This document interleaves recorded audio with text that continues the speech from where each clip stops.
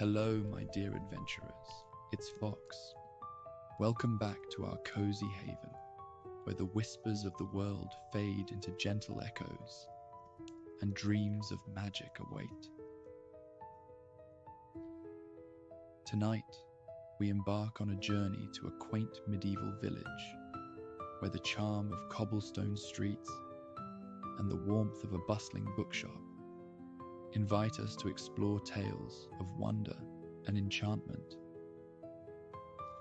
Feel the weight of the heavy wooden door as you step inside the BookWyrm's Hoard.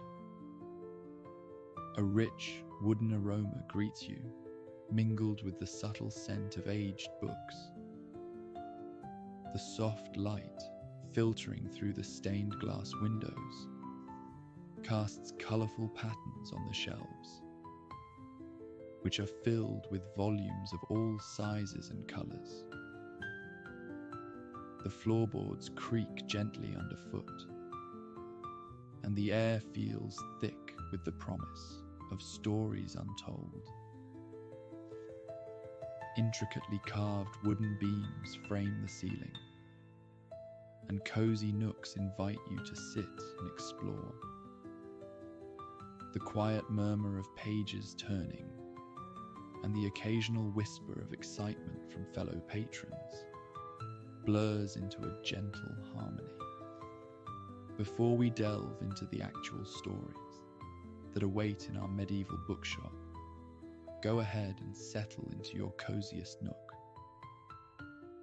Close your eyes, take a deep breath, and let your imagination transport you to a world of parchment and ink, where the warmth of the hearth and the soft rustle of pages create a haven for the mind. Feel the tension melt away from your shoulders, the weight of the day lifting, as you prepare to immerse yourself in the enchanting world of stories. Books have always been a gateway to other realms, a means to explore the farthest reaches of imagination. Think of your favorite books, the ones that whisked you away on grand adventures, or whispered secrets in the quiet of the night.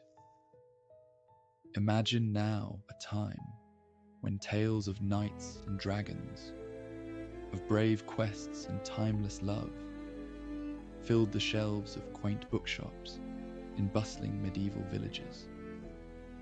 In this village, one could find tales of Arthurian legends, where noble knights embarked on quests for honor and glory. Imagine the villagers lining up to read about King Arthur and his Knights of the Round Table, eagerly flipping through pages filled with heroism and chivalry. Another favorite would be the epic journey of Aragorn, of course, the beloved ranger from Middle-earth, whose story of courage and destiny captivated many hearts. Now, let's have a bit of fun and picture some of the world's favorite modern stories with a medieval twist. Picture Twilight as a tale of forbidden love between a noble vampire lord and a maiden, their secret rendezvous under the moonlit forest canopy. Or The Hunger Games as a Robin Hood-esque folktale, where a brave young heroine stands against tyranny, her bow and arrows her only companions. The Girl with the Dragon Tattoo as a tale of a fierce and brilliant investigator uncovering dark secrets in a medieval village, while 50 Shades of Grey is reimagined as a steamy romance between a mysterious lord and a daring lady exploring the boundaries of their world. And Gone Girl, a riveting mystery of courtly intrigue and deception, unraveling in the dimly lit halls of a grand castle. As you continue to breathe deeply, relaxing further, imagine stepping into our medieval bookshop, The heavy wooden door creaks open, and you are greeted by the rich aroma of parchment and ink. The crackling of the hearth adds a cozy warmth to the room, while the distant chatter of the village outside blends with the soothing sounds of quills scratching on paper and the gentle clinking of teacups. Shelves lined with beautifully bound volumes stretch to the ceiling, each book a treasure waiting to be discovered. A comfortable nook by the window invites you to sit with a cup of tea, the steam curling in the air as you lose yourself in a captivating story. Feel the texture of the worn leather covers, the crisp pages beneath your fingertips. Take another deep breath, inhaling the comforting scent of old books. Here, in this cozy bookshop, time seems to slow, and the outside world fades away. It's just you and the stories, each one a portal to a different world, a new adventure. So, dear friend, let your mind wander and your heart open to the stories that await. Welcome to the BookWyrm's Hoard, where every page turned is a step into the extraordinary. Silverbrook was a quaint medieval village, nestled in a verdant valley, somewhere deep in the heart of the kingdom of Lordaeron. The cobblestone streets wound through clusters of timber-framed houses, each adorned with flowering window boxes and ivy-clad walls. The scent of fresh sweets from the bakery hung perpetually in the air, and the sound of laughter was ever present. From the children playing by the brook that gave the village its name. It was a picturesque place, full of charm and tranquility. But for one young woman, it was a place of unending monotony. Amelia, a woman of 25 summers, had lived in Silverbrook her entire life. She had grown up on tales of daring knights, cunning thieves, and mysterious lands far beyond the village's borders. Her small cottage, nestled at the edge of the village, was filled with maps, old trinkets, and books. So many books, in fact, that they overflowed from shelves onto tables and chairs. Her curiosity and love of adventure had landed her in trouble more than once with the other villagers. The villagers, though kind and welcoming, led lives that revolved around the same daily routines, tending to their gardens, mending their homes, and gathering at the village square for the weekly market. Amelia, however, dreamt of the distant lands described in her books, of grand adventures, of battles waged on Dragonback, and ancient treasures that lay hidden. One memorable occasion involved a dragon hunt she organized for the village children. Amelia had crafted an elaborate tale of a dragon living in the nearby Whispering Woods. With her knack for storytelling, she convinced the children that they could find the dragon's treasure if they followed her lead. Armed with wooden swords and homemade shields, the children tromped through the forest, their shouts and laughter echoing through the trees. The villagers were not amused when the children returned, covered in mud, carrying armfuls of sticks and leaves as dragon treasure. The baker, whose son had been particularly enthusiastic, shook his head with a mixture of exasperation and amusement.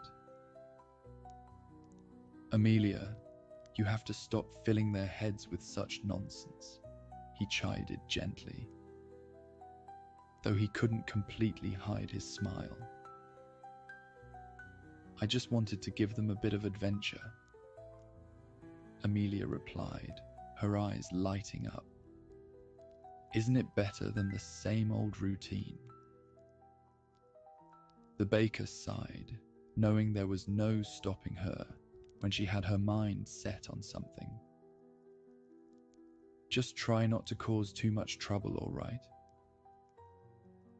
Each week, Amelia would go on a trip to the nearby town of Stonebridge. The path was a scenic one, winding through the dense, whispering woods, where the trees seemed to tell secrets to those who passed beneath their ancient boughs. The journey took an hour on foot, and Amelia relished every moment of it, often stopping to collect interesting stones or wildflowers to add to her collection. She would pretend she'd found a relic of an ancient, lost civilization, or perhaps a magical flower to brew a potion with. Stonebridge was a bustling market town, much larger and livelier than Silverbrook. The town was built around a grand stone bridge that spanned a wide, swift-flowing river. The bridge was an architectural marvel, with intricately carved railings and sturdy pillars that had stood the test of time. Market stalls lined the streets, offering everything from fresh produce and handmade crafts to exotic spices and silks brought by traders from distant kingdoms. The heart of Stonebridge was its grand marketplace, a vibrant and noisy square, filled with the cries of vendors, the clatter of horse-drawn carts, and the chatter of townsfolk haggling over prices.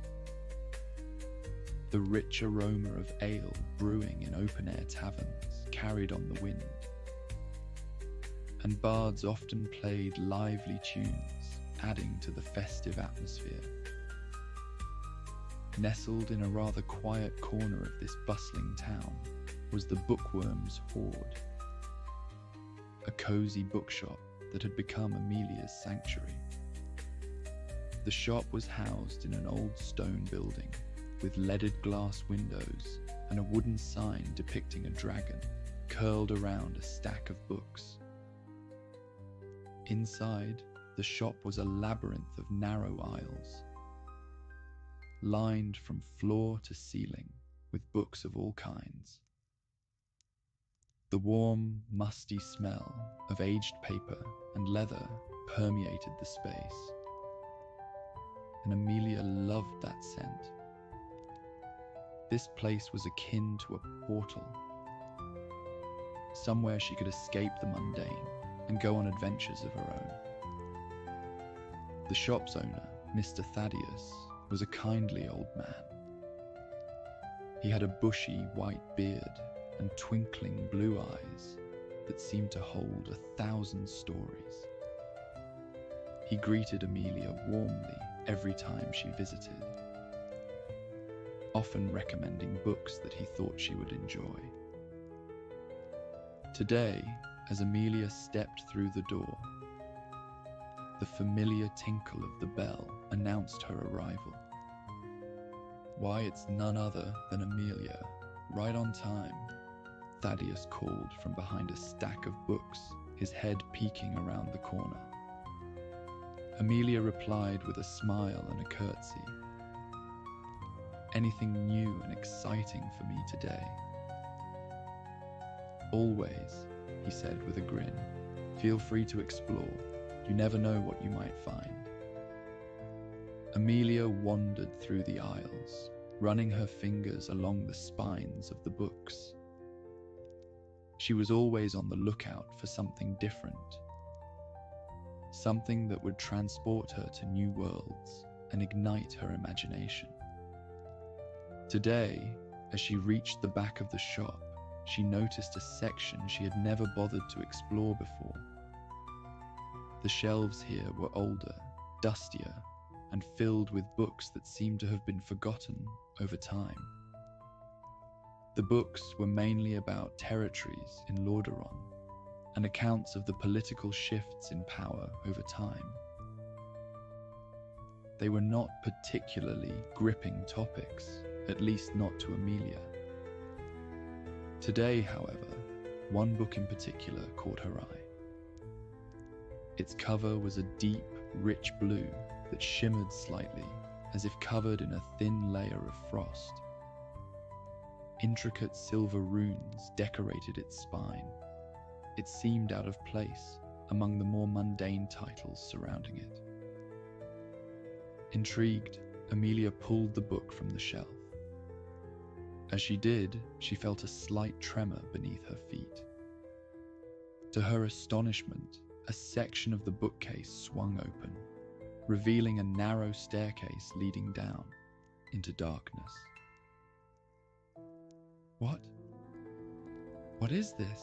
She whispered to herself, her heart pounding with excitement.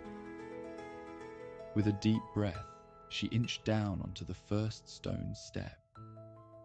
The passageway was lit by sparse, barely flickering torches. The air grew cooler and more still the deeper she went.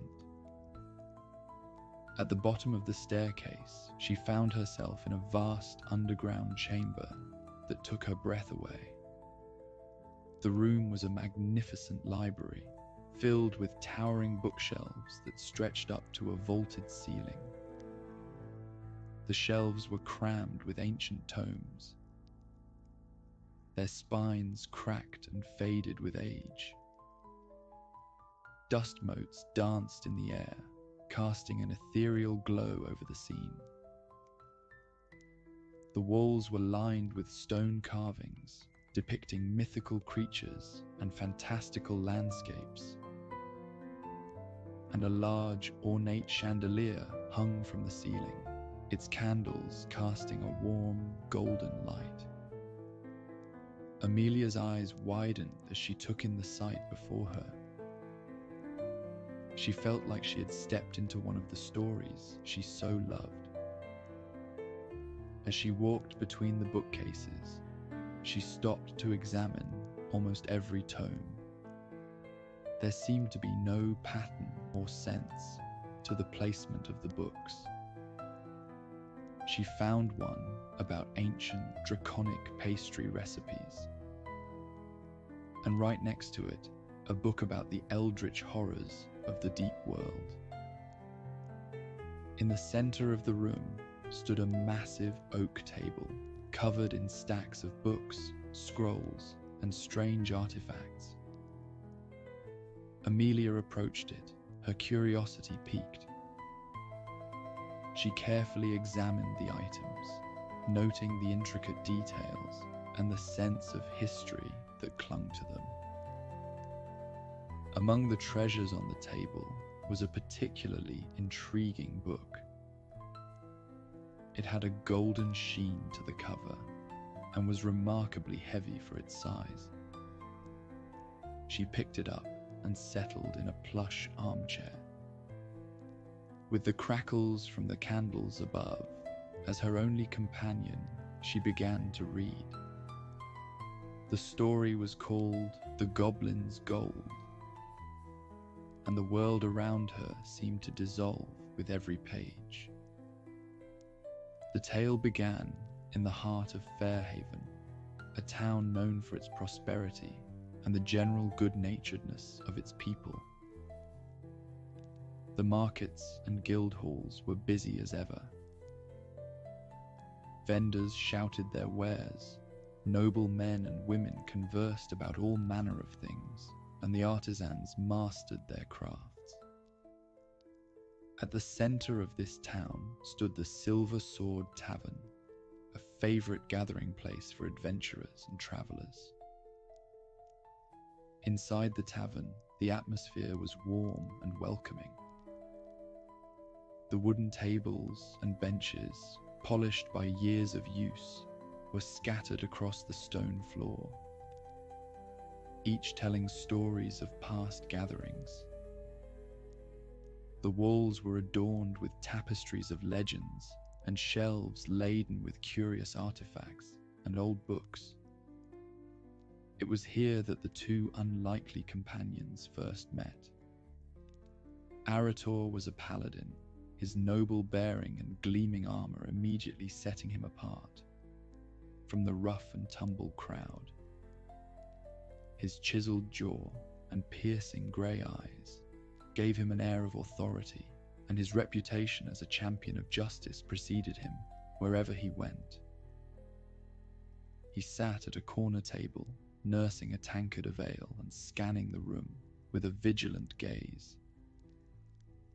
Across the room, Van Cleef, a notorious thief with a mischievous grin and quick hands, was busy charming a group of merchants out of their coin. His dark hair fell into his eyes, and his lithe frame moved with the grace of a cat. Van Cleef's roguish charm and silver tongue had earned him both friends and enemies in equal measure. Their paths crossed when a heated argument broke out between Van Cleef and a burly merchant who had finally caught on to the thief's tricks. The merchant's roar of anger drew the attention of the entire tavern. "You're a cheat. You've been swindling us," the merchant bellowed, lunging at Van Cleef. Arator, ever the protector of the presumed innocent, intervened swiftly. "Enough. There will be no brawling in this establishment," he commanded, stepping between the two men and placing a firm hand on the merchant's chest. Van Cleef flashed a grateful smile at Arator, using the moment to slip a few extra coins into his own pocket unnoticed. "Thank you, my noble friend," he said, bowing mockingly. "I assure you, it was all a misunderstanding." Arator frowned, sensing the thief's deceit, but choosing to address the immediate issue first. "Take your grievances elsewhere," he told the merchant. "Fairhaven is a place of peace." Grumbling, the merchant backed down, and the crowd dispersed. Van Cleef sidled up to Arator, his grin widening. "You know, I think this could be the beginning of a beautiful partnership." Arator raised an eyebrow. "I doubt we have much in common, rogue." "Ah, but we both love adventure, don't we? And I happen to know of one that could use a man of your talents." Intrigued despite himself, Arator listened as Van Cleef outlined the problem. A cunning goblin named Grimlock had stolen a storied treasure from the town's vault, and the townsfolk were desperate to retrieve it. "We could split the reward 50-50, Van Cleef suggested innocently, throwing his feet up on the table and twirling a gold coin between his fingers. "Justice is its own reward," Arator replied sternly. "But very well, I'll accompany you. Someone has to make sure this mission is carried out honorably." The next morning, they set out on their journey. Van Cleef had done some investigation through the night and had bribed a goblin beggar in the slums to learn of where Grimlock's lair might be. The path took them through Silverpine Woods, a dense forest known for the fearsome worgen that stalked its trails. The two companions moved cautiously, aware that the goblin might have set traps to deter any pursuers. Despite their differences, they quickly found themselves working well together. Van Cleef's sharp eyes and quick reflexes saved them from more than one hidden snare. At one point, they narrowly avoided a pitfall that would have sent them tumbling into a nest of vipers. The rogue grabbed the paladin's gold and white cloak, holding him back from falling headfirst. "Nice catch," Arator admitted grudgingly. Van Cleef smirked. "You see, you might need me after all." Their banter continued as they pressed deeper into the forest. They encountered more traps, hidden snares, poison-tipped darts, and even an illusionary bridge that nearly sent them plummeting into a ravine. Each challenge tested their skills and their ability to work together. As the sun began to set, casting long shadows through the trees, they heard a low growl. Arator's hand instinctively went to the hilt of his sword. "We're not alone," he whispered. From the underbrush emerged a worgen, its yellow eyes glowing with a menacing desire. The creature was a terrifying blend of wolf and man, its fur matted and its fangs bared. It snarled, muscles rippling as it prepared to attack. "Back away slowly," Van Cleef advised, his voice barely more than a whisper. But the worgen sprang forward, faster than either of them anticipated. Arator met its charge with his sword, steel clashing against claw. Van Cleef circled around, looking for an opening. The worgen was relentless, its strength pushing Arator back step by step. "Anytime you want to help, Van Cleef," Arator grunted, straining against the creature's might. The rogue leapt onto the worgen's back, his daggers flashing in the twilight. The creature howled in pain and rage, twisting violently to shake him off. In the chaos, Arator seized the moment to drive his sword into the worgen's side.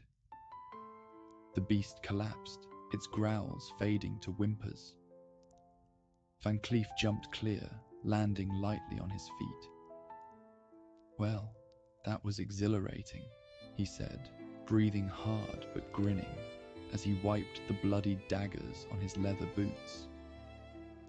Arator sheathed his sword, his expression serious. "We need to move quickly. There could be more." One evening, as they camped by a clear river, Van Cleef tried to lighten the mood. He began to tell a story about a particularly daring heist he had pulled off in a nearby city. Arator listened, his expression a mixture of disapproval and reluctant enjoyment. "You find this amusing?" Arator asked, shaking his head. "I find life amusing, my noble friend. You should try it sometime."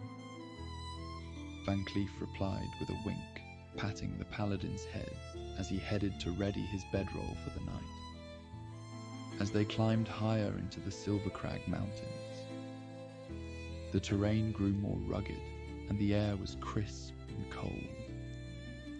They followed the trail of goblin tracks through the fresh earth that led them deeper into the mountain depths. The path was narrow and treacherous, and they had to be careful not to lose their footing on the loose rocks. At dusk, they spotted the entrance to Grimlock's lair. It was a cave, hidden behind a waterfall, its entrance obscured by a flowing curtain of water. The sound of the rushing water was deafening, and the air was damp and chilly. Van Cleef went ahead, putting his perception skills to use to scout the entrance. He returned with a plan. "Look, the entryway is guarded by traps," he explained. "But I think I can disarm them. We're going to need to be quick, and more importantly, quiet. Think you can manage that?" Arator rolled his eyes and unclipped the heaviest pieces of his armor, leaving them aside in an effort to make as little sound as possible. One by one, they slipped behind the waterfall and into the cave. The walls were slick with moisture, and the sound of dripping water occasionally broke the silence. They moved cautiously, Van Cleef leading the way and disarming traps as they went. Finally, they reached the heart of the lair. Peering from the shadows, they saw Grimlock. The goblin was perched atop a mound of gold and jewels, counting his spoils with gleeful abandon. Around him, a few goblin goons and maids scurried about, taking orders and serving him all manner of delights. Grimlock's cackles echoed through the cavern as he tossed gold coins into the air, letting them rain down like a glittering shower. Arator and Van Cleef watched intently. "There's the chest," Arator whispered, pointing to a small, ornate box that they recognized as the stolen treasure from Fairhaven. "Grab it, and we'll get out of here quietly."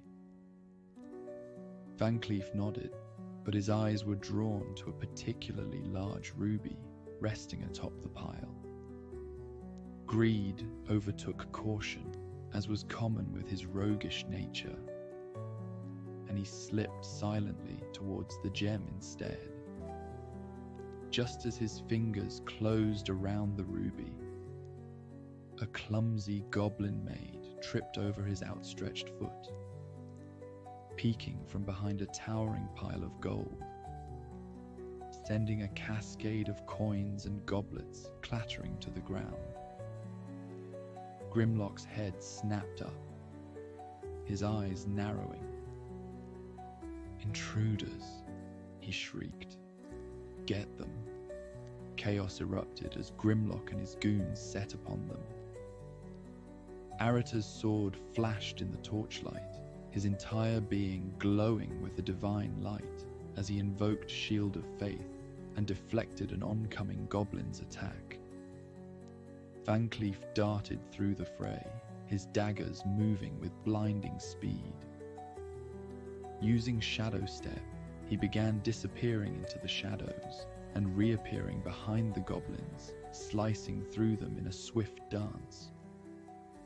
Grimlock hurled spells of his own, dark magic crackling in the air. Arator countered by calling forth beams of radiant light to dispel the goblin's curses. He cast Smite, his sword blazing as he brought it down upon Grimlock. Van Cleef, ever the opportunist, seized the moment to snatch the ornate chest, while Arator held Grimlock's attention. He then turned his focus to the remaining goons, using his agility to outmaneuver them, dodging and weaving through their ranks. The fight raged on, each side gaining and losing ground. But Arator and Van Cleef's teamwork began to tip the scales. With a final, powerful blow, the paladin's sword cleaved through Grimlock's defenses, sending the goblin tumbling from his throne of gold. With Grimlock bound and the treasure reclaimed, the two companions made their way back to Fairhaven. As they walked, Van Cleef couldn't help but feel a twinge of guilt. He reached into his pocket and pulled out a handful of jewels he had taken from the chest. "Here," Van Cleef said, handing them over to Arator. These belong to Fairhaven. Arator looked at the jewels, surprised but pleased. He accepted them with a nod of approval. That was honorable of you, thief. You're not half bad. With that, Arator reached into his own pouch and pulled out a few extra coins he had kept from the Goblin's ill-gained riches. He tossed them to Van Cleef. And these are for you. Van Cleef caught the coins, his eyes widening in surprise. And you're not as uptight as I thought, Paladin. They had each learned something valuable from the other, and had become the unlikeliest but best of friends, bound by the journey they had shared. As they returned the chest to the grateful townsfolk, the people of Fairhaven celebrated their heroes. The duo returned to the tavern where they'd met, shared a few mugs of ale, and toasted to the many adventures yet to come. Amelia leaned back in the plush armchair, smiling as she closed the Goblin's gold. The tale of Arator and Van Cleef's quest had filled her with a sense longing for her own adventures. She imagined transforming her village into a place where magic and mystery were part of everyday life. She wished to wake up in the morning, grab her sword resting against the bed frame, and set off on a quest to slay a greedy goblin. But the closest she had ever come to such an ordeal was the day she'd helped fend off the rats from the local baker's storage rooms. Determined to find more inspiration, Amelia decided to keep exploring the ancient library. She rose from her chair, the echoes of Arator and Van Cleef's camaraderie still fresh in her mind. As she wandered through the labyrinthine aisles, her eyes caught sight of a book lying on the floor. She approached it with the intention of placing it back on a shelf. The book's cover was an ominous black with silver lettering that read, "The Shadow over Hollowbrook." As she bent down to pick it up, shadowy tendrils seemed to emanate from the book's spine, tickling at her hands. Amelia gasped, pulling her arm back instinctively. But her curiosity overcame her fear, and she reached out again, this time more deliberately. The tendrils seemed to welcome her touch, wrapping around her fingers gently. With a deep breath, she opened the book, ready to be transported into another world. The story spoke of a remote village, known in the realm as Hollowbrook. It was a place of ill repute, surrounded by dark, foreboding forests and swamps where unspeakable creatures dwelled.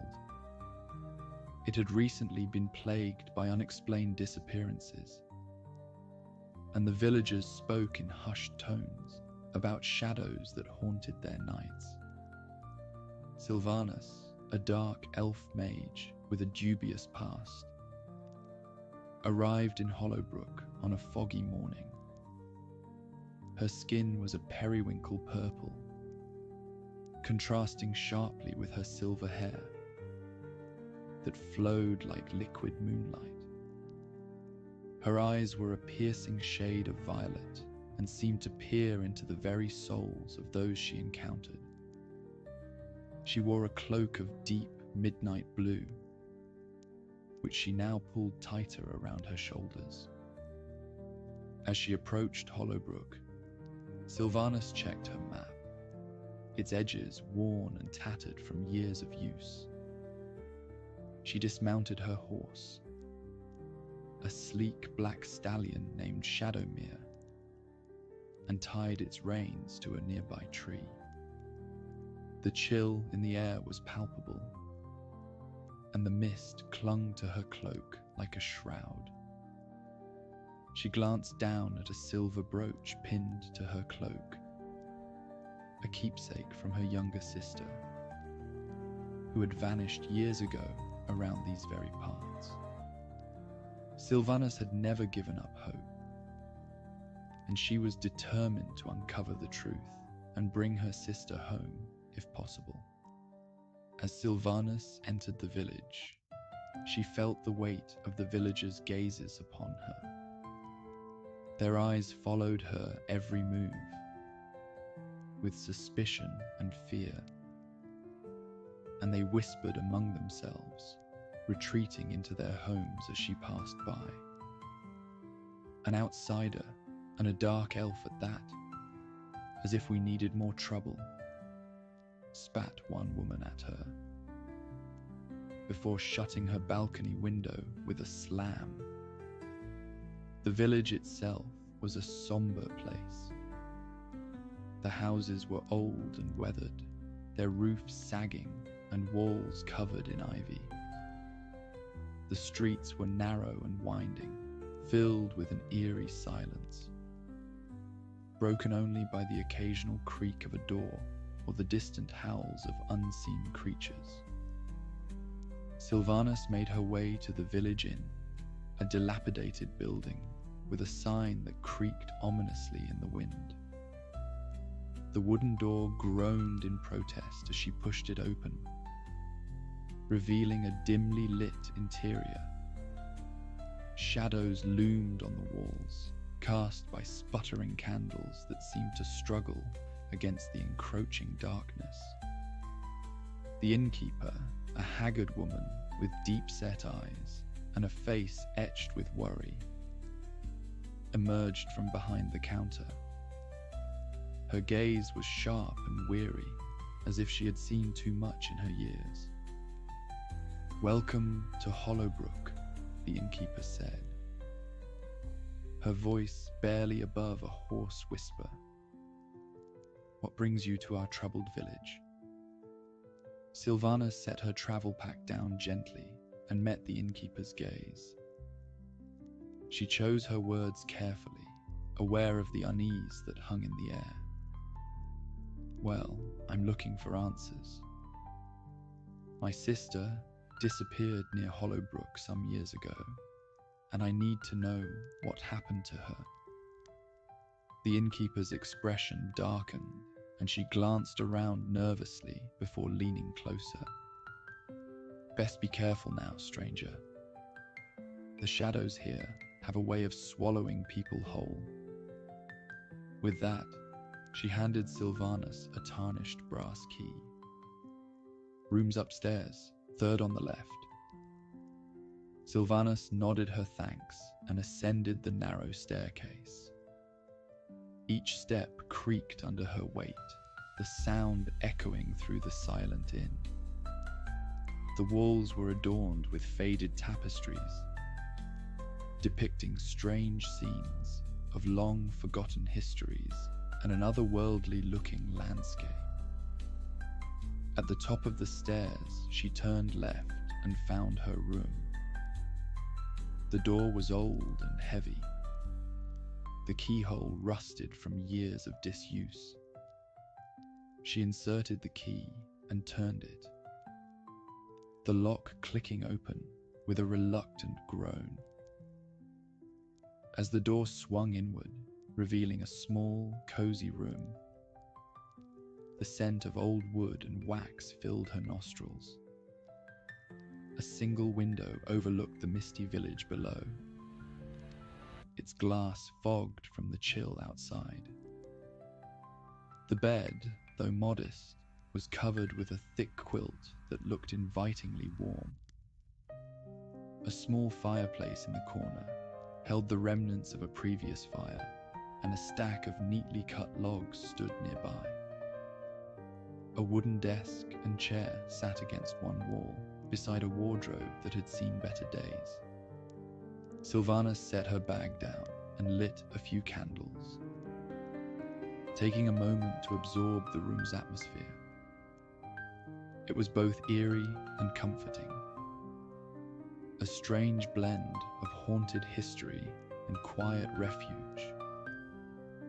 The wind howled softly outside, and the faint sound of whispering voices seemed to seep through the walls, reminding her of the task ahead. She spread out her belongings on the desk. Various tomes, artifacts, and herbs she always kept handy. Gently, she placed her sister's brooch down and settled in for a well-deserved rest after weeks of travel. As she lay in bed, Silvanus heard the whispers again. Soft, sibilant voices that seemed to come from the very walls of the inn, weaving through her dreams and filling her with a sense of unease. She woke several times, each time feeling the cold gaze of the shadows upon her. The next day, her investigation began. She spoke with the villagers, though most were reluctant to share anything. Some did not even grace her with a reaction. They simply walked away, muttering prayers. The few who did speak were haunted, their eyes reflecting the fear that had taken root in Hollowbrook. She pieced together fragments of stories and rumors, learning that the disappearances had begun shortly after the arrival of a strange artifact, a stone tablet or idol of sorts, inscribed with runes, found in the forest by a group of woodcutters. But none knew where it was now, or if they did, would not tell her. As she wandered through the village, her thoughts were interrupted by a flicker of movement in a nearby alleyway. Her keen elf senses missed nothing. Silvanus turned to see a tattered pamphlet fluttering on the wall, held by a rusty nail. The symbols on the pamphlet were strange, twisted shapes that seemed to writhe and pulse with a life of their own. She felt a prickling sensation on the back of her neck, and instinctively she reached out, her fingers tracing the symbols. A faint residue of magic lingered on the parchment. Silvanus closed her eyes and whispered an incantation, her fingers glowing with a soft blue light. It was a tracking spell to locate the source of echoes of magic. She frowned and looked around warily. This was dark sorcery, not native to this world or any she knew of. The magic traced a path through the air like a ghostly thread, leading her towards an old, worn-down church on the edge of the village.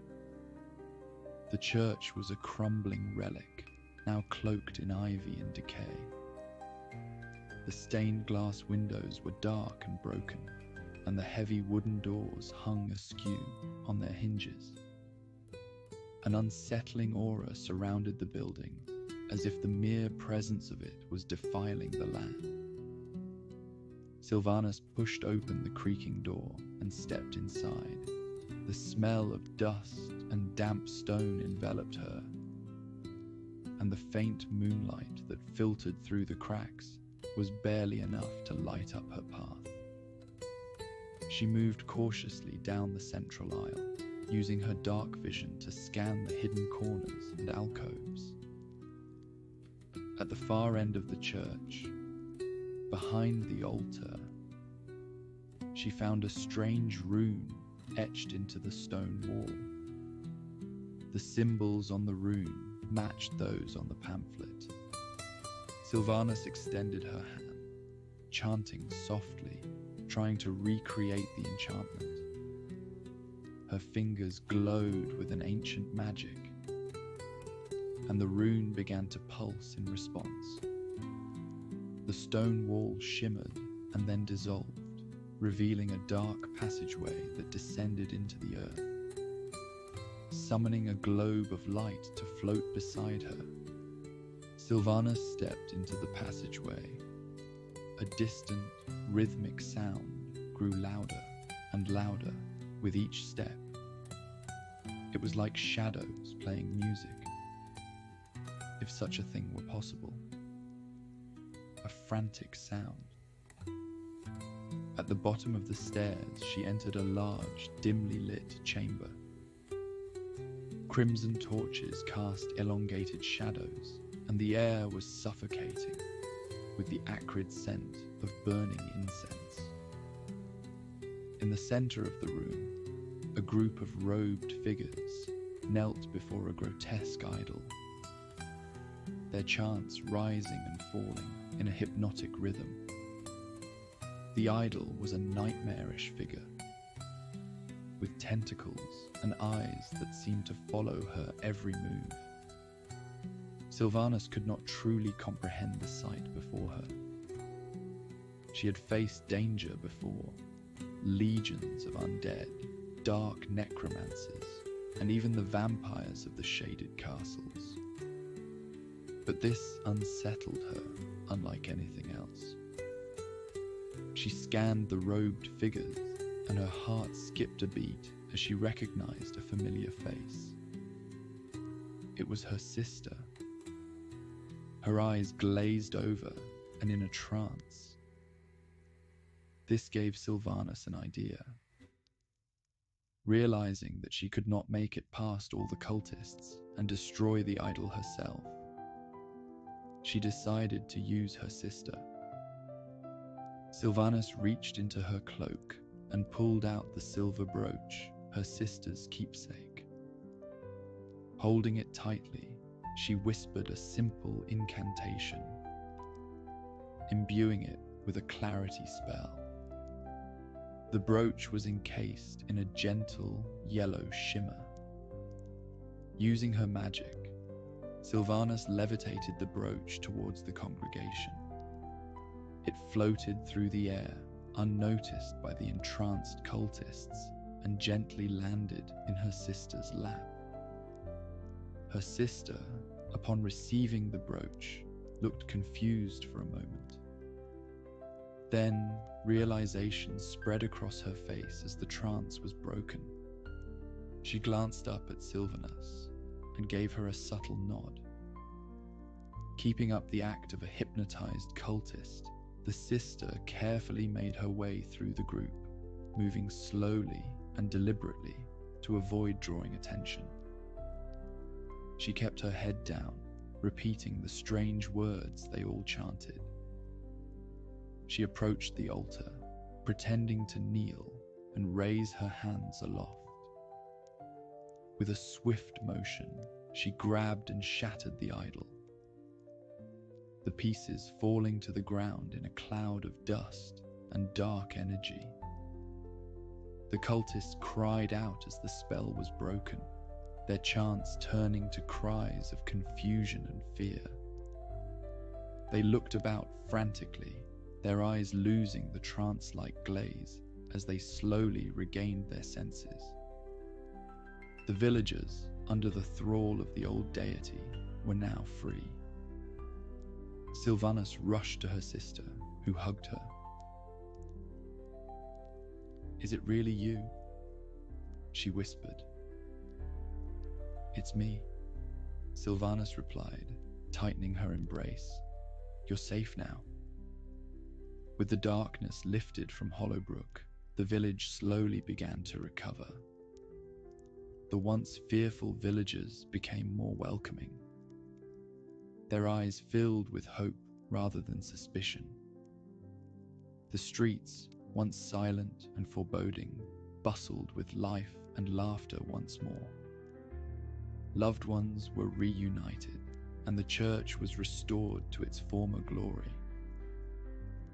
Silvanus and her sister returned home, and their days were filled with joy and respite amongst the elves. But on nights when even the brightest moons could not pierce the darkness of the trees, Silvanus often found herself thinking of the strange idol and the incomprehensible nature of its being. Amelia's heart raced as she closed the book. She couldn't imagine such evil overtaking her own village. For once, she felt perhaps a little glad that not much went on in Silverbrook. No cults or dark magic, just Old Man Withers and his creepy house, she muttered, relieved. Amelia knew the hour was getting late, and she would have to return soon, before her mother and father worried. Just one more story, she told herself, checking a stacked pile that looked promising. The book she chose was quite a strange-looking one. It had a rather glossy sheen to it, and did not seem nearly as old as the others. A Tale of Two Times, she said aloud, turning to the first page as she began to read. In the heart of the city of Stormvale lived a young boy named Vincent. With a mop of unruly brown hair, freckles sprinkled across his cheeks, and a constant twinkle of mischief in his green eyes. Vincent was well known among the townsfolk for his wild imagination, a knack for spinning the most outlandish tales. Every morning, as the city awakened to the sounds of vendors setting up their stalls and blacksmiths hammering away at their forges, Vincent could be found darting through the alleyways, concocting new stories to entertain, or sometimes bewilder his friends and family. "Did you hear? Vincent said he saw a dragon in the forest yesterday," whispered Thomas, the baker's apprentice, to his friend, as they arranged fresh loaves of bread on the display. "A dragon, really?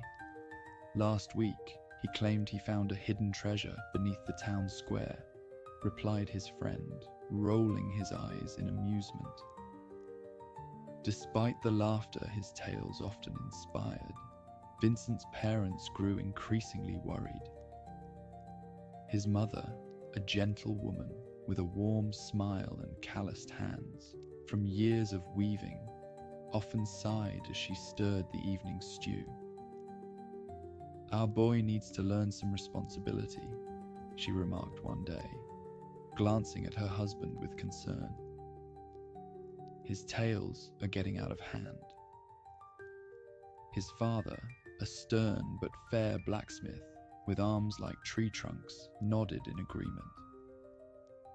"We need to do something before he ends up in real trouble," he replied, setting down his hammer and wiping the sweat from his brow.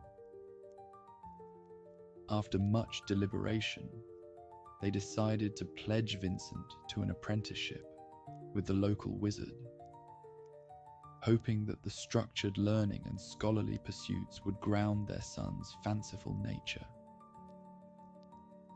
The wizard, an elderly man with a long, silver beard and intelligent, twinkling eyes, lived in a tall tower at the edge of Stormvale. Master Arian was known for his wisdom and powerful magic, and he had a reputation for taking in apprentices with great potential. When Vincent's parents brought him to the wizard's tower, Vincent could hardly contain his excitement. His parents, however, were more nervous than excited. "Master Arian," Vincent's mother began hesitantly, "we hope you can help our son. He has a wild imagination, and we fear it might get him into trouble one day." The wizard looked skeptically at Vincent, who was looking around the entryway with wide eyes. "Let's see what we can do," he said, nodding thoughtfully. "Come, boy, magic waits for no one." And so, Vincent's days as an apprentice began. The days in Master Arian's tower started early, with the first light of dawn breaking over the spires of Stormvale. He would wake to the gentle chiming of the tower's magical clock, a beautiful contraption of brass gears and enchanted crystals. After a quick breakfast of bread and cheese, he would begin his morning chores.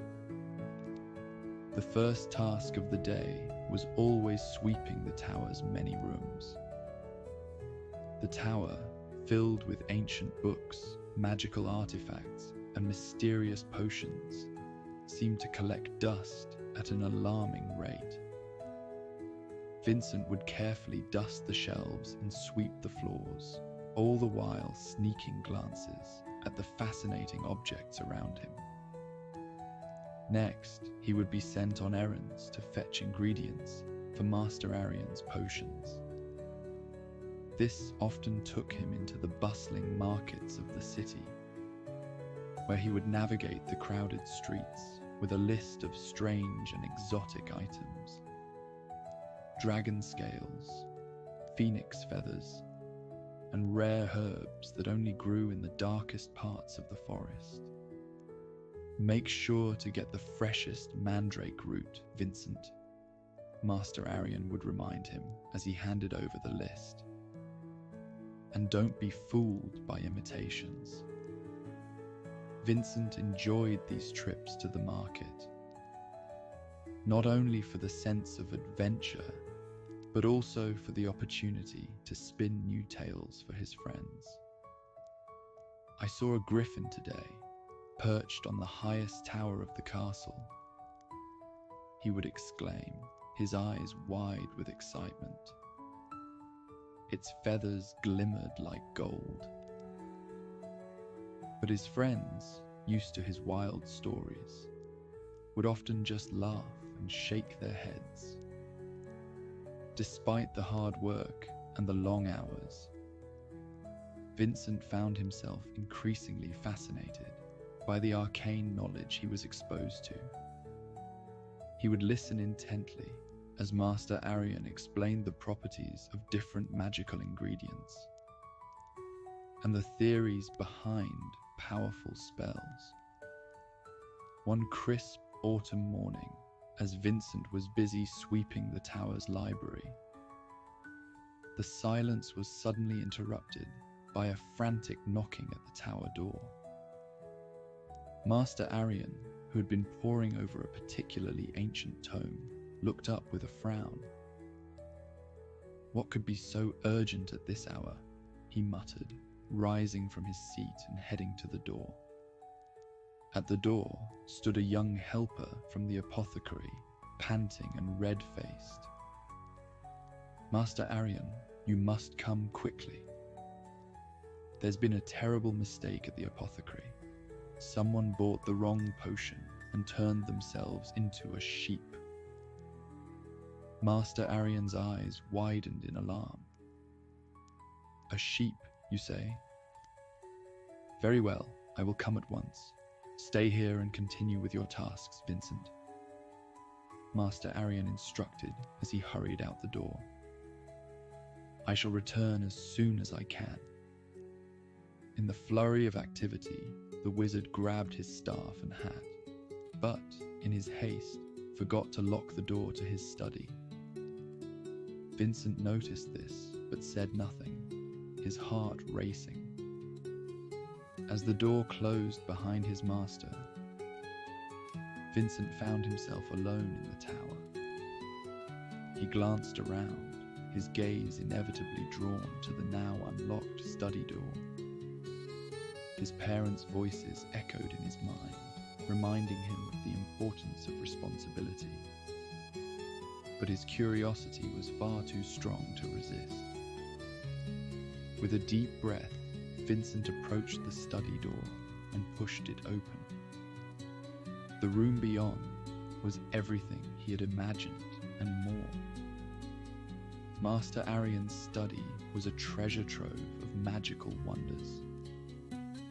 Shelves lined the walls, filled with ancient tomes bound in leather and inscribed with mysterious runes. Strange artifacts glowed softly in the dim light, and an ornate desk in the center of the room was covered in scrolls, quills, and various alchemical instruments. On one shelf, he found a small crystal orb that pulsed with a soft pink light. He picked it up, feeling a strange warmth emanate from within. "What secrets do you hold?" he whispered to the orb, his voice barely audible. As he continued to explore, Vincent's gaze fell upon a massive tome lying open on the desk. The pages were filled with elegant, flowing script and intricate illustrations of magical symbols. Intrigued, Vincent leaned closer, reading the words aloud under his breath. Verbis arcane, ad venimus mundum alterum. As the last word left his lips, the room began to spin. Vincent felt a strange sensation, as if he were being pulled through a tunnel of light. He tried to cry out, but no sound came. The world around him dissolved into a blur of colors and shapes, and he felt himself falling. When Vincent opened his eyes, he found himself lying on a strange, hard surface. The air was filled with unfamiliar sounds. A constant hum and the occasional roar of something powerful and mechanical. He sat up slowly, rubbing his head, and looked around in bewilderment. He was no longer in Master Arian's study. Instead, he found himself in the middle of a bustling city, unlike anything he had ever seen.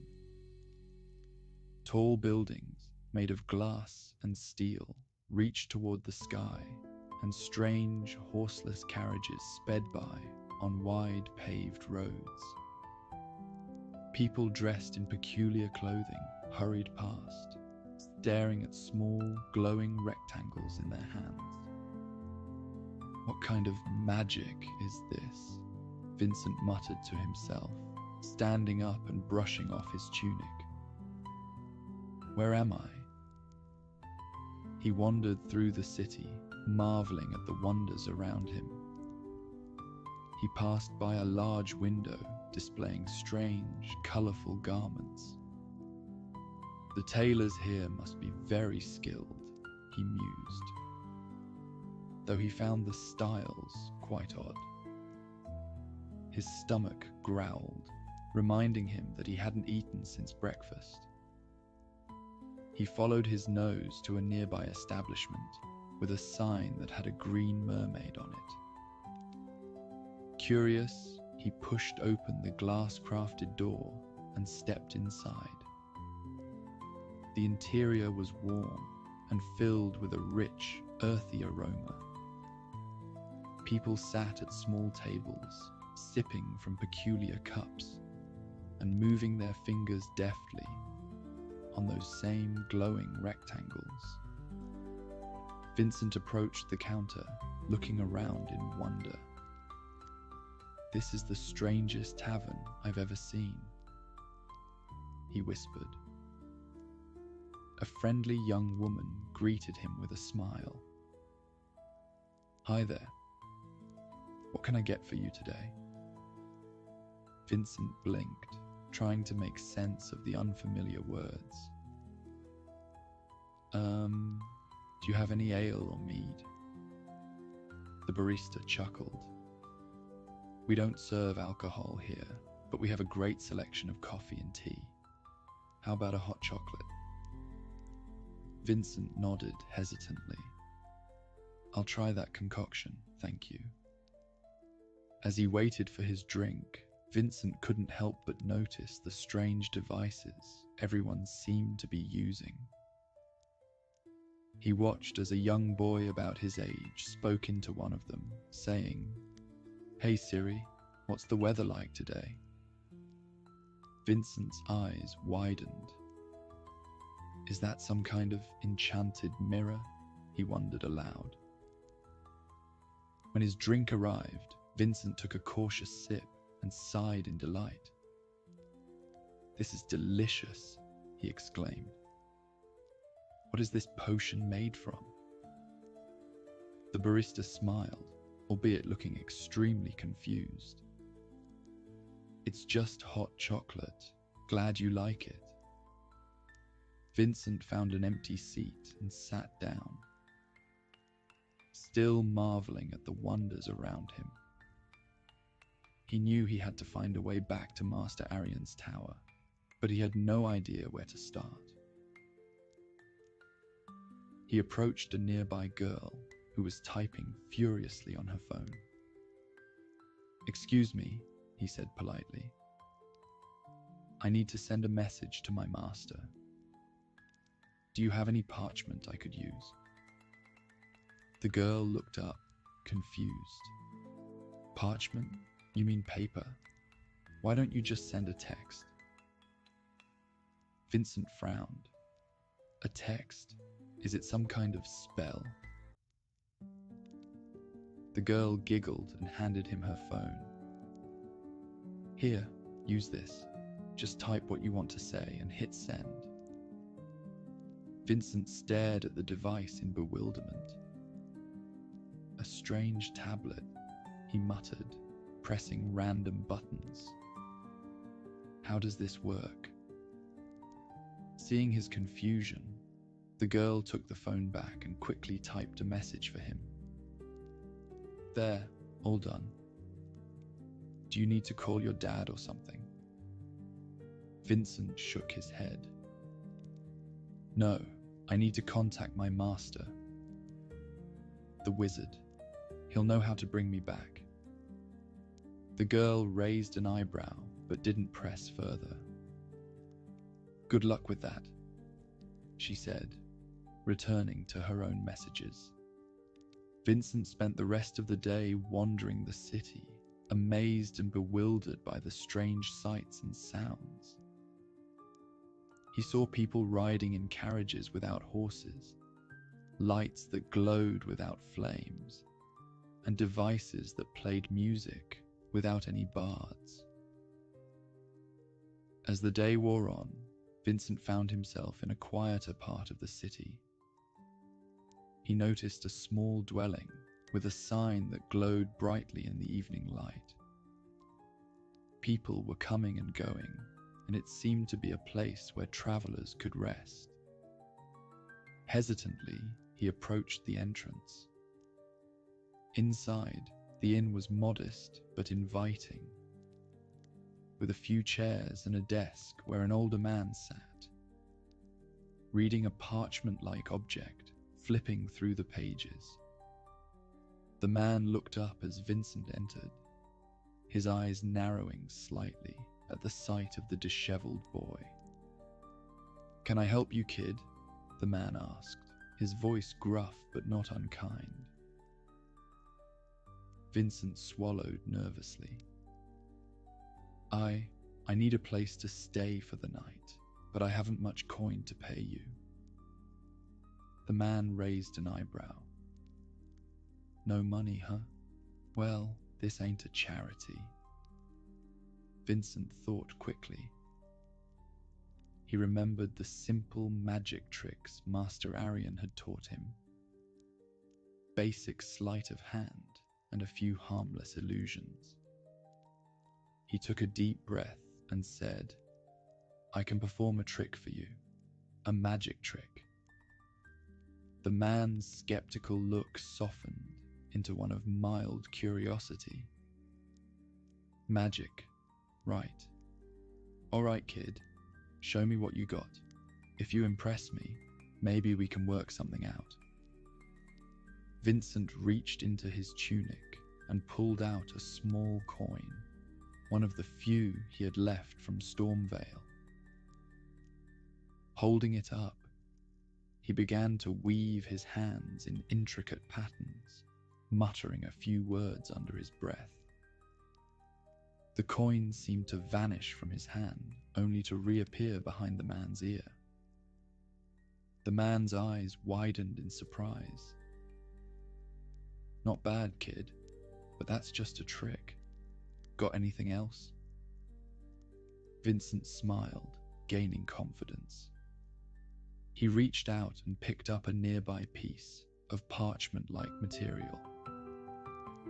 With a few more muttered words and a flourish of his hands, the material folded itself into the shape of a tiny bird and began to flutter around the room. The man watched in astonishment as the paper bird circled his head and then gently landed on the desk in front of him. "Well, I'll be damned," the man said, shaking his head in disbelief. "You really do know some magic. You can stay for the night, free of charge. But no more tricks, okay? I don't want my other guests thinking this place is haunted." Vincent smiled gratefully. "Thank you, sir. I promise. No more tricks." The man handed Vincent a small rectangular object with strange lines and symbols on it. "This is your key. Your room is down the hall. Get some rest, kid. You look like you need it." Vincent entered the small, cozy room, feeling a wave of relief wash over him. The bed was simple but comfortable, and there was a window that looked out onto the city streets. He sat on the edge of the bed, reflecting on the day's events. This strange world was so different from Stormvale, and he felt both amazed and overwhelmed by the wonders he had seen. As he lay down to sleep, he couldn't help but think about Master Arian and his friends back home. He wondered if they were worried about him and how he might find a way back. For now, though, he needed rest. He closed his eyes, and despite the strangeness of his surroundings, he quickly fell into a deep, dreamless sleep. Meanwhile, back in Stormvale, Master Arian returned to his tower, exhausted from the day's events. The potion mishap had taken longer to resolve than he had anticipated. As he stepped inside, he immediately sensed something was amiss.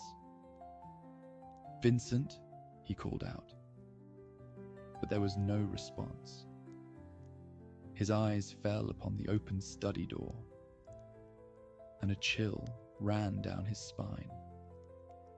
Rushing inside, he saw the tome lying open on the desk, the pages glowing faintly with residual magic.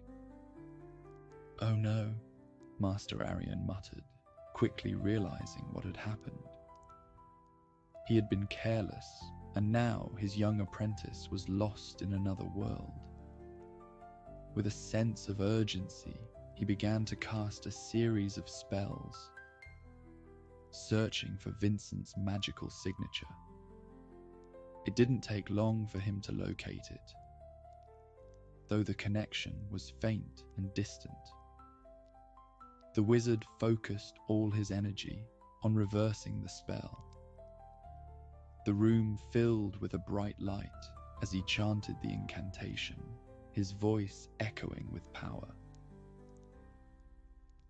Vincent woke the next morning, feeling more rested. He thanked the innkeeper for his kindness and set out once again to explore the city, hoping to find more clues about how to return home. But as he stepped outside, he felt a strange sensation, as if he were being pulled by an invisible force. He stumbled, clutching his head. "What's happening?" he gasped, looking around in confusion. Before he could react, the world around him began to blur and fade. He felt himself being lifted off the ground, spinning through a tunnel of light. The last thing he saw was the bewildered face of the innkeeper watching him disappear. When Vincent opened his eyes again, he was back in the study, lying on the floor. The wizard stood over him, a look of immense relief on his face. Thank the heavens you're safe, Master Arian exclaimed, helping him to his feet. Vincent blinked, trying to process what had just happened. Master Arian, I was in a strange land, with towering buildings and magical carriages. It was incredible. The wizard smiled gently. I know, my boy. You accidentally transported yourself to a different realm. But you're back now, safe and sound. The next day, Vincent was back to his usual routine in the tower. But he couldn't stop thinking about his incredible adventure. He eagerly recounted his experience to his parents and friends, his eyes shining with excitement. I was in a place called Downtown, where carriages moved without horses and people spoke into enchanted tablets. He exclaimed to his friends in the marketplace. But his friends just laughed and shook their heads. Here he goes again, Thomas said, chuckling. But it's true, Vincent insisted. I saw it with my own eyes. His parents exchanged amused glances. You have quite the imagination, darling, his mother said, ruffling his hair affectionately. But remember, sometimes it's best to keep your feet on the ground. Despite their disbelief, Vincent knew what he had experienced was real. He felt a newfound sense of wonder and curiosity about the world, and a deeper respect for the power of magic. Master Arian, sensing his apprentice's changed demeanor, smiled knowingly. You see, Vincent, he said one evening as they sat by the fire, the world is full of wonders, both seen and unseen. It is our duty as scholars and mages to explore them with an open mind and a careful heart. Vincent nodded, understanding the wisdom in his master's words. He still loved to tell stories, but now he knew there was a time for tales and a time for truth. And so Vincent continued his apprenticeship, more determined than ever to learn and grow. Though no one believed his fantastic adventure, he carried the memory with him always, a reminder of the magic and mystery that lay just beyond the ordinary. Amelia closed the book with a warm smile. She laughed to herself, wondering if anyone in the village would believe her when she tells them she'd stumbled upon an ancient, hidden library. She let out a satisfied sigh, looking at the room around her. She knew she'd be back to read all the stories and uncover all the secrets this wonderful place hid. But for now, she had to head home, as all adventurers must. She returned each book carefully to where she'd found them, and began the climb back to the bookshop proper. Had fun today, my dear? Mr. Thaddeus asked her with a knowing wink. Amelia chuckled and exited the bookshop. She made her way home, remembering to pick up the herbs from market that her mother needed.